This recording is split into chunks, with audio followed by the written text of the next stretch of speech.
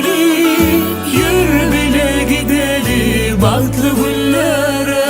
Aşıklarım kavunsun bu bahtımıza.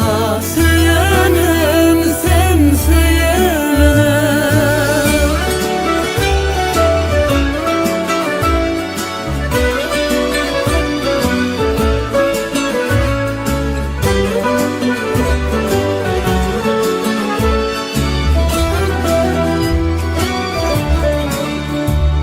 Yürekten seni söydüm, ömrümü sana verdim.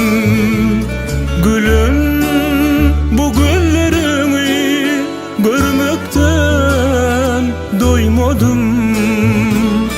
Tut ellerimden, söylemi duy yüreğimden. Biri bahşedilin bu söylemi de, goralı gel, gel söylenim.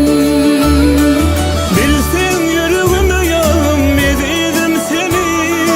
Tut ellerimden canım, göy verme beni. Allah'ım bahtımım, ayırma bizi. Severim seni, severim. Sensiz günleri asla istemerim ben. Havamsın kendimim, canım sen. İkimizden uğurlu vakti dileyerim ben. Söylenim, söylenim.